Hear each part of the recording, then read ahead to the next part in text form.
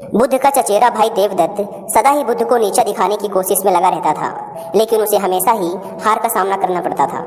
एक बार जब बुद्ध कपिलवस्तु पहुंचे, जो कि उनका जन्म स्थान था, जहां के वे राजकुमार थे, तो अनेक कुलीन शाक्य वंशी राजकुमार उनके अनुयायी बने। देवदत्त भी उनमें से एक था। कुछ समय पश्चात देवदत्त ने भी कुछ जादुई शक्तियाँ प्राप्त की और एक बार उनका प्रदर्शन मगध के भावी सम्राट अजातशत्रु के समक्ष किया, जहां वह सम्राट अजातशत्रु के सामने एक छोटे से बालक के रूप में प्रकट हुआ, जिसके सिर पर सांपों की पगड़ी बंधी हुई थी। तभी से वह सम्राट अजातशत्रु का चहेता बन गया था। वह सम्राट उसे आदर की दृष्टि से देखते थे।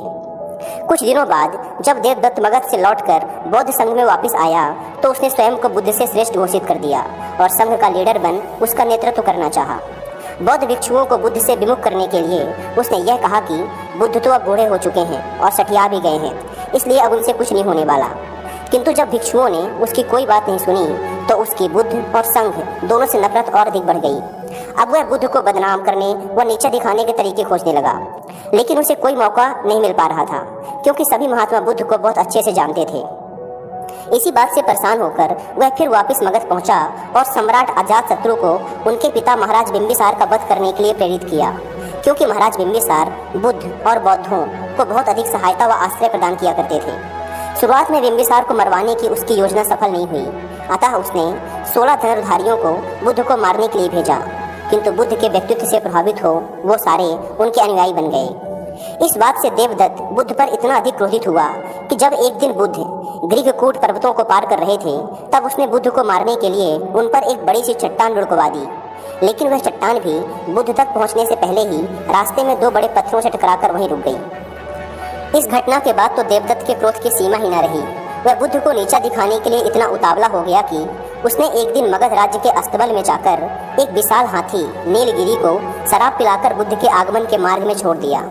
शराब के नशे में चूर वह विशालकाय हाथी सड़क पर तबाही मचाता हुआ जा रहा था। जो भी उसके सामने आता वह उसे कुचल देता, सामानों को तोड़ देता। नीलगिरी के आने से सड़कों पर खलबली मच गई और लोग यहाँ वहाँ भागने लगे। तभी बुद्ध भी वहाँ आ पहुँचे। ठीक उसी समय एक घबराई महिला अपने बच्चे को हाथी के सामने ही छोड़ भाग खड़ी हुई। जैसे ही नीलगिरी ने बच्चे को कुचलने के लिए अपने पैर बढ़ाए, बुद्ध ठीक उसके सामने जा खड़े हुए। उन्होंने हाथी की आंखों को घूरा व उसके सिर को थपथपाया। बुद्ध के स्पर्श से नीलगिरी उनके सामने अपने घुटने टेक कर बैठ गया। यह देखकर वहां उपस्थित लोग आश्चर्यचकित रह गए। अब वहां के लोगों के दिलों में बुद्ध के लिए सम्मान और भी अधिक बढ़ चुका था। नीलगिरी हाथी की इस घटना के बाद देवदत्त को पूरे मगध राज्य में बदनामी का सामना करना पड़ा। लोगों ने देवदत्त को इतना भला बुरा कहा व उसका इतना मजाक उड़ाया कि देवदत्त को तत्काल ही नगर छोड़कर भागना पड़ा। तो दोस्तों, इस कहानी से हमने सीखा कि सत्यमेव जयते, केवल और केवल सत्य की ही विजय होती है।